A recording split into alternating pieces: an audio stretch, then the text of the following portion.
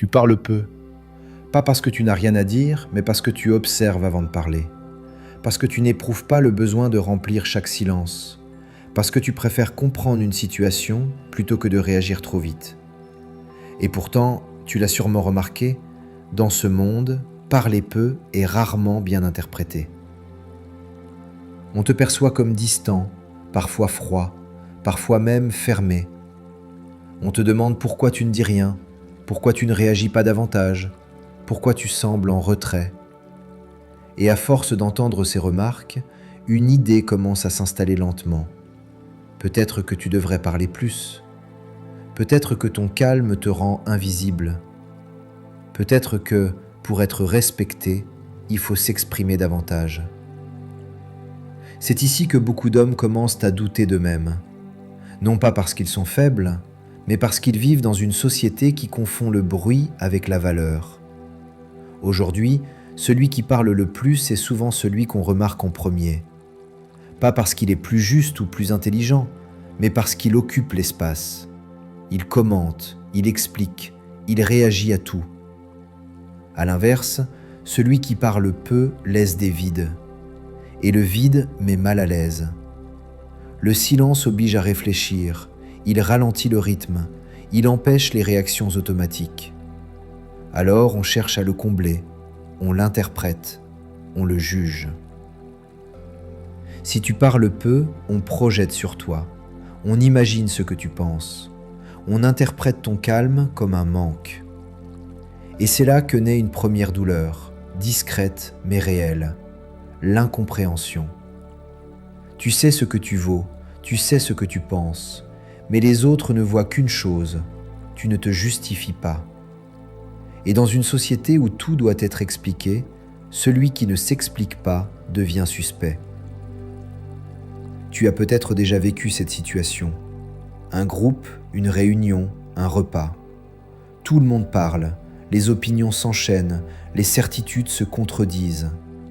Toi, tu observes. Tu écoutes les incohérences, les réactions émotionnelles, les tentatives de domination. Puis quelqu'un se tourne vers toi et te demande ton avis. Tu pourrais répondre, argumenter, démontrer. Tu pourrais prendre la parole et imposer ton point de vue. Mais tu sens que parler maintenant n'apporterait rien. Tu sais que certaines choses perdent leur force quand elles sont dites trop tôt. Alors tu réponds peu ou tu choisis le silence. Et très souvent, ce silence est interprété comme une absence. Absence d'opinion, absence de confiance, absence de force. C'est là que le doute s'installe. Un doute calme, presque rationnel. Tu te demandes si tu ne devrais pas t'adapter, si le monde n'est pas simplement fait pour ceux qui parlent plus fort, si le silence est encore une force aujourd'hui. Ce doute est compréhensible, mais il repose sur une illusion profonde.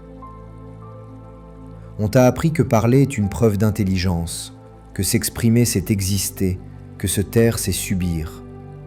Mais personne ne t'a appris une chose essentielle. Ce n'est pas la quantité de mots qui crée le pouvoir, c'est la relation que tu entretiens avec la parole. Les stoïciens l'avaient compris depuis longtemps. Ils savaient que la parole est un outil et non un réflexe, et que le silence n'est pas un vide, mais un filtre. Parler sans nécessité affaiblit la position. Se taire par choix la renforce. Voici une vérité que peu de gens acceptent. Parler peu n'est pas un manque, c'est une position. Celui qui parle peu observe plus qu'il ne réagit. Il écoute plus qu'il ne cherche à convaincre. Il choisit le moment plutôt que l'urgence. Et cela produit un effet précis. Les autres commencent à parler à sa place. Ils expliquent, ils se dévoilent, ils se justifient, pendant que lui voit clair. Mais ce pouvoir est souvent mal compris. Il existe une différence fondamentale entre se taire par peur et se taire par maîtrise, entre l'absence de parole et le contrôle du silence. Si tu te tais sans intention, sans posture, sans présence, ton silence devient une faiblesse. Il est rempli par les projections des autres et utilisé contre toi.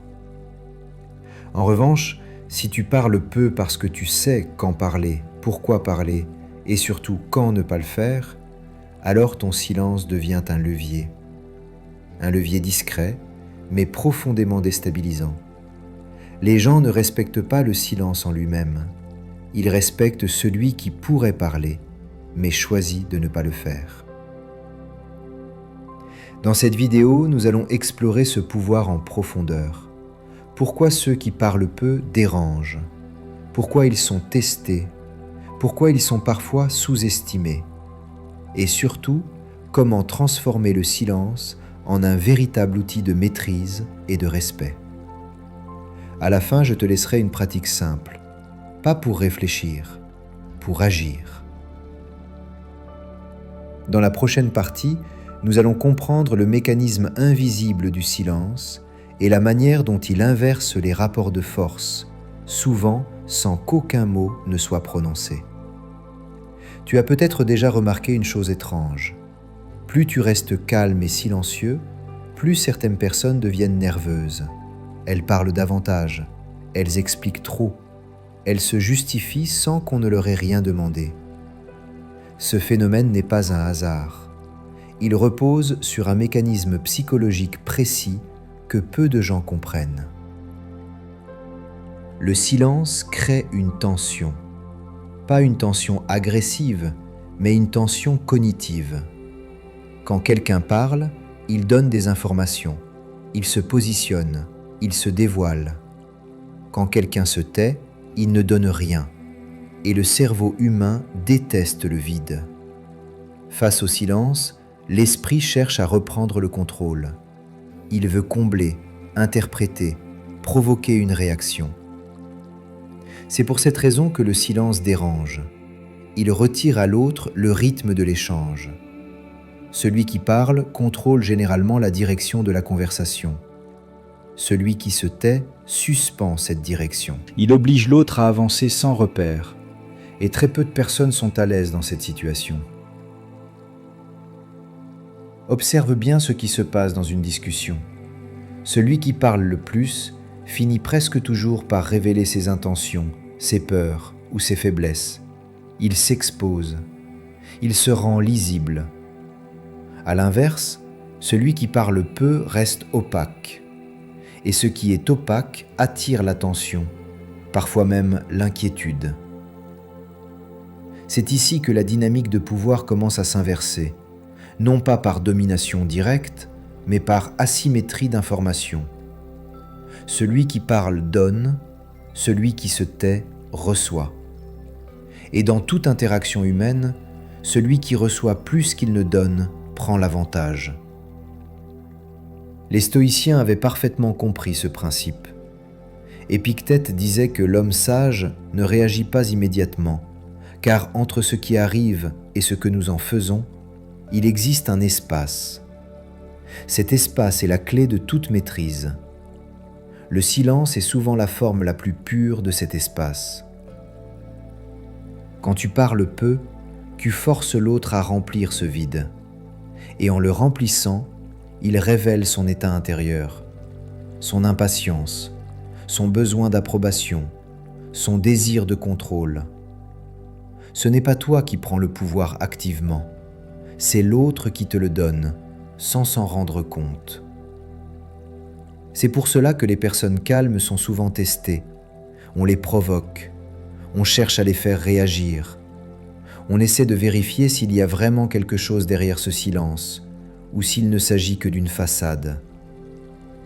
Ces tests ne sont pas toujours conscients. Ils prennent la forme de remarques, de piques, de questions insistantes. Et c'est ici que beaucoup font une erreur. Ils interprètent ces tests comme une attaque personnelle. Ils pensent qu'ils doivent se défendre, expliquer, clarifier.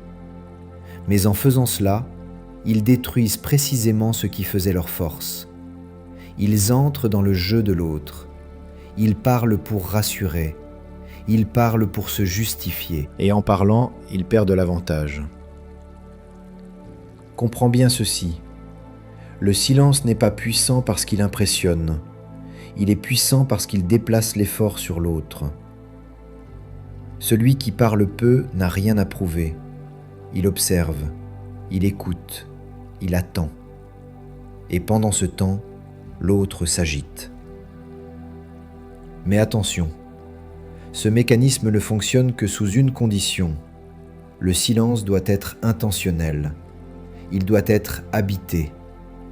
Un silence vide, sans présence, sans posture, ne crée aucune tension. Il est simplement ignoré. Ce n'est pas le fait de se taire qui crée l'effet, c'est la manière de se taire. Quand ton silence est calme, stable, assumé, il envoie un message clair, même sans mots. Il dit « Je ne suis pas pressé, je ne suis pas menacé, je n'ai pas besoin de convaincre ». Et ce message est profondément déstabilisant pour quelqu'un qui cherche le contrôle ou la validation.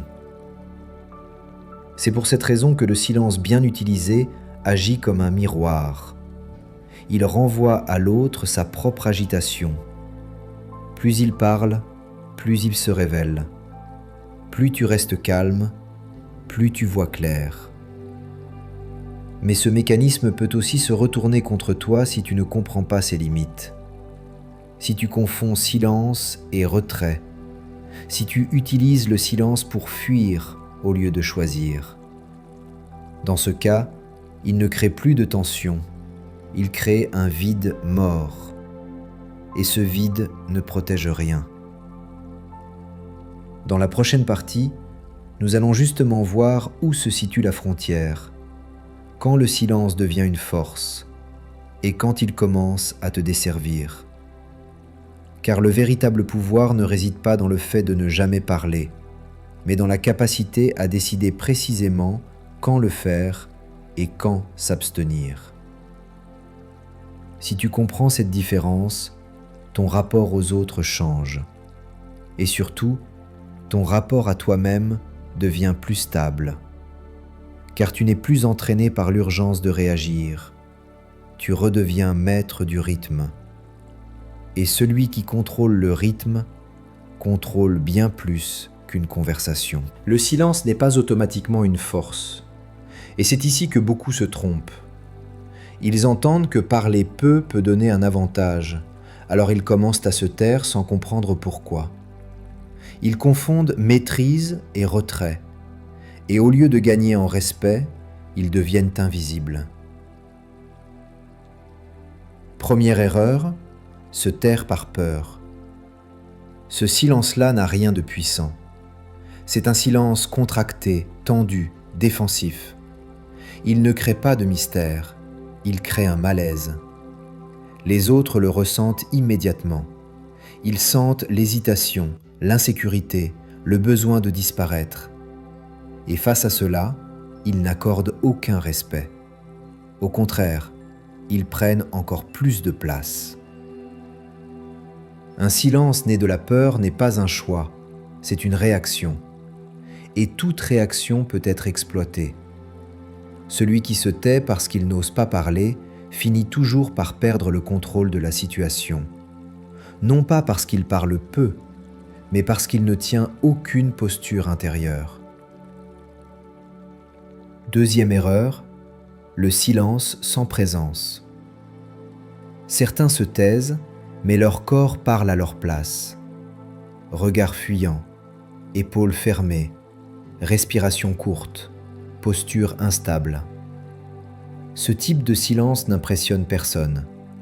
Il signale une absence. Et une absence invite soit à l'ignorance, soit à la domination.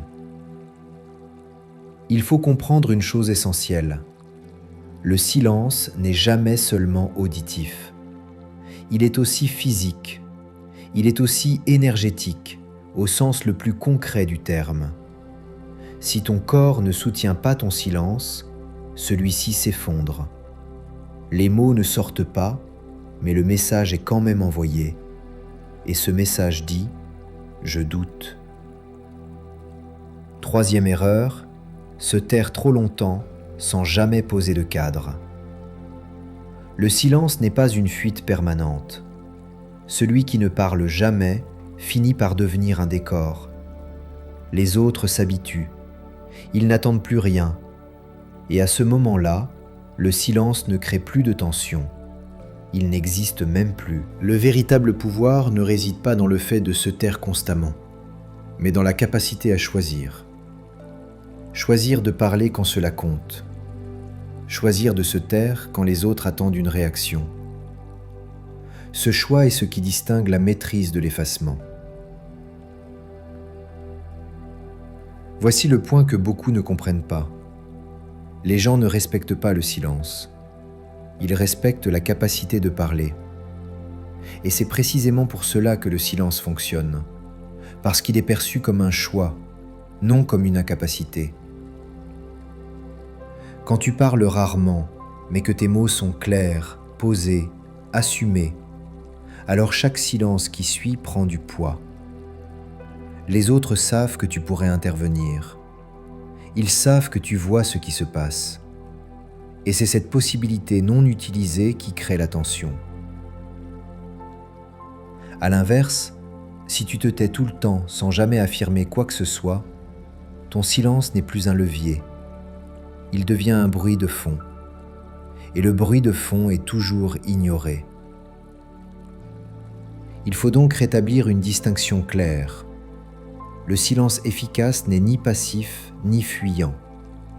Il est stable, il est habité. Il repose sur une décision intérieure très simple. Je n'ai rien à prouver ici. Cette décision change tout. Elle modifie ton regard. Elle ralentit ta respiration. Elle stabilise ta posture. Et sans que tu n'aies besoin de dire un mot, les autres le ressentent. Ils sentent que tu n'es pas en train de subir la situation. Tu la laisses se dérouler. Mais attention, cette posture demande de la discipline. Elle demande d'accepter l'inconfort du silence. Elle demande de ne pas combler immédiatement le vide par des explications inutiles. Et c'est précisément pour cela que peu de gens y arrivent. La plupart parlent pour se soulager, pour évacuer la tension, pour reprendre le contrôle émotionnel. Celui qui maîtrise le silence accepte de porter cette tension quelques secondes de plus. Et ces quelques secondes font toute la différence. Dans la prochaine partie, nous allons passer à l'essentiel. Comment utiliser ce silence de manière concrète? Comment l'appliquer dans les situations réelles? Et surtout, comment transformer ce principe en une pratique simple que tu pourras utiliser dès la prochaine interaction difficile. Car comprendre ne suffit pas. Ce pouvoir n'existe que s'il est incarné. Et c'est exactement ce que nous allons faire. Maintenant, il est temps de passer de la compréhension à l'action. Parce que le silence dont nous parlons depuis le début n'a de valeur que s'il devient une pratique concrète, pas une idée abstraite, pas un concept intellectuel, un comportement réel, utilisable dans la vie quotidienne. Voici ce que peu de gens font et ce qui change pourtant radicalement la dynamique. La prochaine fois que tu te retrouves face à une provocation, une remarque déplacée, une attente de réaction ou une pression implicite, ne réponds pas immédiatement. Ne parle pas pour combler le malaise. Fais une pause volontaire, 2 à 4 secondes, pas plus. Cette pause n'est pas une hésitation, elle est un choix. Pendant ces secondes, tu ne cherches pas la meilleure réponse. Tu ne construis pas une défense. Tu observes simplement. Ton corps reste stable. Ton regard ne fuit pas. Ta respiration ralentit légèrement. Tu n'as rien à prouver. Dans la majorité des cas, quelque chose de précis se produit. L'autre personne commence à parler davantage. Elle précise. Elle reformule. Elle explique. Parfois, elle se justifie. Parce que le silence la met face à elle-même. et sans s'en rendre compte, elle perd l'initiative. Si après cette pause une réponse est nécessaire, elle doit être minimale. Une phrase courte, neutre, sans justification, sans explication inutile. Pas pour convaincre, mais pour poser un cadre. Souvent, une seule phrase suffit. Et parfois, aucune n'est nécessaire. Comprends bien l'essentiel. Cette pratique ne consiste pas à ignorer les autres. Elle consiste à choisir le moment et la quantité de paroles. Tu ne supprimes pas la parole, tu la retires de l'automatisme. Pour que cette pratique fonctionne, une chose est indispensable, l'intention. Avant de te taire, formule intérieurement cette phrase simple. Je n'ai rien à prouver ici. Ce n'est pas une affirmation magique, c'est un rappel de posture. Il t'empêche de glisser dans le silence par peur ou par confusion. Utilise cette pratique dans des situations concrètes. Lorsqu'on te provoque, lorsqu'on te teste, lorsqu'on attend de toi une réaction émotionnelle. Elle est particulièrement efficace face aux personnes qui cherchent le contrôle ou la validation. Plus tu restes calme, plus elle se dévoile. Mais rappelle-toi ceci, le silence n'est pas une fin, c'est un outil. Et comme tout outil, il doit être utilisé avec discernement. Parfois, parler est nécessaire. Parfois, poser un cadre clair est indispensable. Le pouvoir réside dans la capacité à décider. Les hommes vraiment calmes ne sont pas ceux qui ne parlent jamais. Ce sont ceux qui ne parlent pas sous pression. Ils n'agissent pas pour soulager une tension immédiate. Ils agissent quand cela a du sens. Et cette différence est perçue, même sans mots. Si tu appliques cette pratique, tu remarqueras un changement subtil mais profond. Les conversations ralentissent. Les tests diminuent. Les provocations perdent de leur force. Et surtout, tu te sentiras plus stable intérieurement. Parce que tu n'es plus entraîné par l'urgence de réagir. Le pouvoir de ceux qui parlent peu ne vient pas de leur silence en lui-même. Il vient de leur capacité à rester présent dans ce silence, à ne pas fuir, à ne pas combler, à laisser l'autre révéler ce qu'il porte. Souviens-toi de ceci. Le silence n'est pas une absence, c'est une présence maîtrisée. Et dans un monde où tout le monde parle trop, celui qui sait se taire au bon moment impose un rythme que les autres suivent, qu'ils le veuillent ou non. Si cette réflexion t'a aidé à voir plus clair, prends-la avec toi.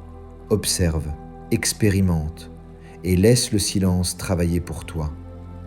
Parce que parfois, la forme la plus discrète de force est aussi la plus durable. Merci pour votre attention. Si la vidéo vous a plu, laissez un like, abonnez-vous et laissez un commentaire. Je vous souhaite le meilleur. À très bientôt.